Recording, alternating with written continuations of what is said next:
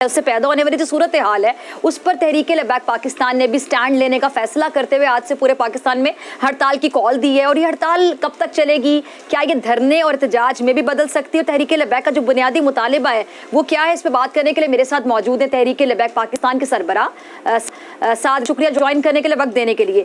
साद यूसुफ साहब, सबसे पहले मैं जानना चाहूँगी कि जो आपका मुतालिबा है वो मुतालिबात आपके क्या हैं जो पूरे मुल्क में हड़ताल की कॉल दी गई है? क्या आगे जाके एहतजाज में भी कन्वर्ट हो सकती, धरने में भी?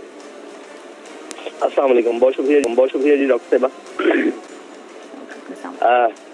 हमने हमारा बुनियादी मुतालबा जो डॉक्टर साहब है वो है कि जो 14 फरवरी के बाद पेट्रोलियम की मसनूआत के अंदर जो कीमतों के अंदर इजाफा किया गया है उसकी वापसी, ये हमारा पहला बुनियादी मुतालबा है। और इसके लिए आज हमने मुल्क भर में शटर डाउन कॉल दी थी जो अल्हम्दुलिल्लाह बहुत निहायत कामयाब रही, बल्कि पूरी कौम एक तहरीक लबैक पाकिस्तान की आवाज़ के साथ मिलाकर गरीबों की आवाज़ का हिस्सा बनी। इसके लिए मैं पूरी कौम का शुक्रगुजार हूँ। और आगे जो सिलसिला है इंशाल्लाह जब तक ये कीमतें वापस नहीं लेते उस वक्त तक हम इंशाल्लाह इस सिलसिले को जारी रखेंगे। अच्छा, अगर ये जब तक ये कीमतें वापस नहीं लेते हैं आप इस सिलसिले को जारी रखेंगे, आप ये कहना है अगर हुकूमत टस से मस नहीं होती है तो फिर आप लोगों का अगला जो लाहेअमल है वो क्या होगा? क्या ये जो एहतजाज है ये कोई हम सख्त शक्ल भी इख्तियार करता देख सकते हैं? क्या ये धरने में कन्वर्ट हो सकता है, बदल सकता है? और आपसे अब तक किसी ने अगर आप लोगों ने इससे राब्ता किया हो हुक्मरान जमात की जानिब से? जी नहीं, बिल्कुल इतनी बेइज्जती का शिकार हमने कोई भी हुकूमत नहीं देखी और इतने नाअहल भी जिन्होंने अभी तक जिनके मतलब अभी कान पर जूं तक नहीं रेंगी कि ये पूरा मुल्क बंद हो गया, शटर डाउन हो गया है। लोगों ने रजाकाराना तौर पर एक मुकम्मल हड़ताल का साथ दिया है, उसके बावजूद हुकूमत टस से बस नहीं हुई। उसके बाद हमने अगला लाएअमल का ऐलान किया है कि हम इंशाल्लाह जुम्मे वाले दिन, जुम्मे की नमाज के बाद पूरे मुल्क में हर जिले के प्रेस क्लब के बाहर एक बड़े एहतजाजी मुजाहरे करने जा रहे हैं। अगर हुकूमत को इससे ना असर पड़ा तो इंशाल्लाह फिर ये सिलसिला रुकेगा नहीं, ये फिर एक तहरीक की शक्ल इख्तियार कर देगा। और आपको इस बात की उम्मीद है कि हुकूमत को इससे भी असर नहीं पड़ेगा, जून तक नहीं रेंगेगी? देखें, अभी तो जो बेहसी है उसके मुताबिक तो बिल्कुल ऐसा ही है, लेकिन इंशाल्लाह वो जब वक्त जैसे जैसे गुजरेगा रंग निकलेगा इंशाल्लाह। ठीक है। अच्छा, महंगाई का जो हल है वो तो इलेक्शन ही नजर आता है साद रिजवी साहब, अगर देखा जाए समझा जाए, क्योंकि जब तक पॉलिटिकल स्टेबिलिटी नहीं होगी इकोनॉमिक स्टेबिलिटी नहीं हो सकती। तो आप इस बात से एग्री करते हैं कि इलेक्शन जल्द से जल्द होना बहुत जरूरी है? वक्त बहुत जरूरी।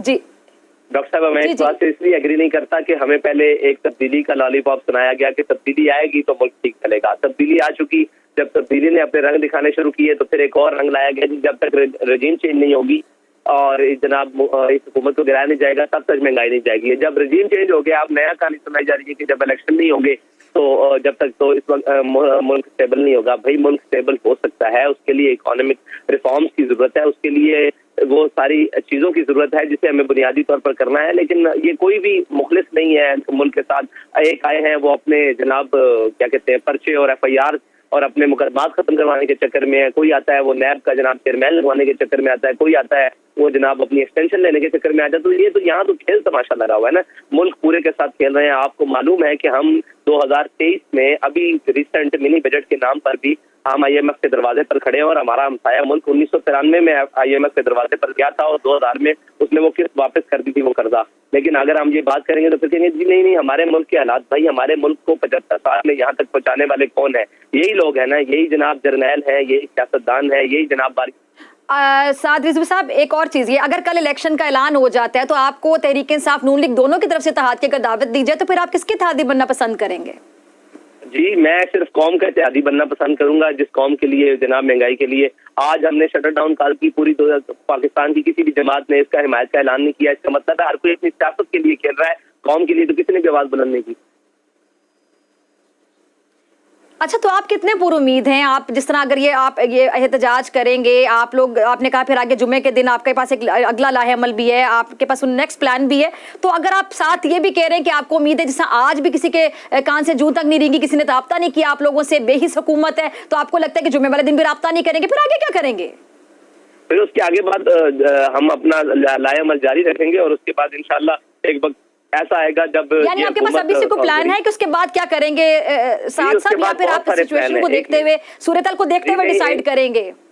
जी नहीं, इसके बाद बहुत सारे प्लान है। जी, आप कह रहे हैं बहुत से प्लान है आपके पास इसके अलावा? जी जी, इसके बाद बहुत सारे प्लान है जी इंशाल्लाह। तो वो सूरत हाल को देखते हुए, वो सारे पत्ते सूरत हाल को देखते हुए खेले जाएंगे कि अगर हुकूमत इस तरह रिस्पॉन्स देती है तो फिर ये पत्ता खेला जाएगा, नहीं देती तो फिर देखिए नामूस रिसालत का मसला ऐसा है जिसके ऊपर हम फौरन रिएक्शन देते हैं। ये है कौम का मसला और कौम की महंगाई का मसला। इसके लिए कौम को पावर कराना जरूरी है कि हम आपके लिए निकले हैं। हम नहीं चाहते कि फौरन किसी चीज का ब्लॉकेज हो, फौरन सारी चीजें हो। हमने शटर डाउन के लिए भी 1 हफ्ते का वक्त दिया, बल्कि 1 हफ्ते से ज्यादा का वक्त दिया, और आगे भी हम 3-4 दिन का वक्त दे रहे हैं, मजीद भी वक्त देंगे। लेकिन अगर ये नहीं आएंगे तो फिर आखिरी हाल यही होता है, तांगा अमल पजंगा अमल। आपको लगता है कि अभी हुकूमत सीरियस नहीं ले रही आपके मुतालिबात को या आपके एहतजाज की कॉल को?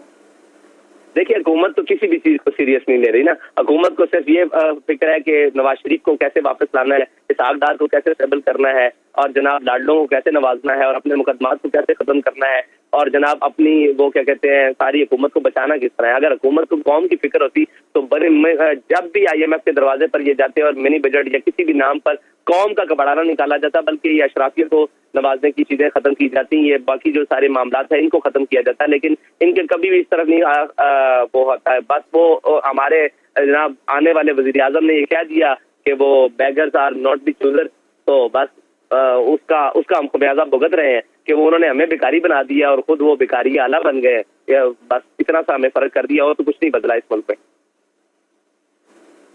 अच्छा साथ ही जो महंगाई है वो तो सबसे बड़ा मसला है इस टाइम पे पाकिस्तान की आवाम का, कि सबसे ज्यादा बड़ा मसला है कि महंगाई, इस पे बात नहीं हो रही है या फिर उसके लिए कोई सोल्यूशन या कोई हल की तरफ नहीं जा रहा। एक आपका पॉइंट बिल्कुल ठीक है कि सबको अपनी अपनी पड़ी हुई है, अपने अपने इक़्तिदार की पड़ी हुई है। तो अगर कोई और भी महंगाई के लिए कोई और पार्टी भी आवाम के लिए दर्द दिल रखती हो तो आप एक पेज पर आएंगे उनके साथ? देखिए आवाम के लिए जब कोई बात निकलेगा तो हम देखेंगे कि उनकी शायद आवाज हमसे ज्यादा मौसर है, या मजबूत आवाज से निकले और नीयत से निकले तो बिल्कुल उनका साथ देंगे। दूसरी बात यह है कि मुझे आप ये बताएं, एस्टेब्लिशमेंट की लड़ाई हो, इमरान खान की लड़ाई हो, नवाज शरीफ की लड़ाई हो, PDM की लड़ाई हो, पूरी ऊपर से नीचे अदलिया की लड़ाई हो, किसी में इस पूरी लड़ाई में कौम कहाँ है? कौम तो जनाब महंगाई की चक्की के 2 पार्टों के अंदर पिस रही है और सारे अपनी अपनी जनाब कोई मफाद की जंग लड़ रहा है, कोई बका की जंग लड़ रहा है, कोई जनाब जेल भरो तहरीक के लिए को कर रहा है। भाई कौम कहाँ है? जिस कौम के लिए तुमने ये सारे ढोंग रचा रखे हैं उस कौम का भी तो पता ले लो। वो कौम जिसके पास जनाब 18,000 रुपए में गुजारा करने वाला जनाब अपने पानी के बिल भी खुद दे रहा है, बिजली के बिल भी खुद दे रहा है, सारा कुछ दे रहा है, और 18 लाख तनख्वाह लेने वाला जनाब बिजली भी यूनिट भी फ्री है, पेट्रोल के जनाब लीटर्स भी फ्री हैं उसके लिए काफी, और गाड़ियां भी मुफ्त है, तालीम भी मुफ्त है, इलाज भी मुफ्त है। तो ये भी तो पता करना है कि कौम क्या कर रही है। हर कोई अपनी लड़ाई में अपने जनाब एक डुगरी लेके पूरी कौम को आगे लगाया हुआ है। कोई कहता है जेल भर दो, कभी कहते हैं जनाब ये कर दो, और दूसरे आते हैं वो कहते हैं जनाब हम ये करेंगे, हम अपने कपड़े बेचकर कौम के लिए कराएंगे। उन्होंने कौम के बकाया मानदा कपड़े भी उतारने की। मेरे पास आखिरी 30 सेकंड्स हैं, मुझे आपका शुक्रिया अदा करना है। जरा दोबारा नाज़रीन को बता दें कि जो लोग आपको देख रहे हैं इस टाइम पे बोल न्यूज़ देख रहे हैं, आपको सुन रहे हैं कि अब आप अगले जुमे को क्या करने जा रहे हैं? इंशाअल्लाह अगले जुम्मे को पाकिस्तान के तमाम जिली डिस्ट्रिक्ट के प्रेस क्लब के बाहर भरपूर एहतजाजी मुजाहरे होंगे, और मैं आपका भी शुक्रिया करता हूँ, आपके चैनल का भी शुक्रिया करता हूँ कि उन्होंने हमारे मौक़िफ़ के लिए हमें वक्त दिया। बहुत शुक्रिया। ठीक है साद रिजवी साहब, बहुत शुक्रिया। आपके वक्त के लिए मुलाकात होगी ब्रेक के बाद, और ब्रेक के बाद बात करेंगे अभिनंदन के हवाले से।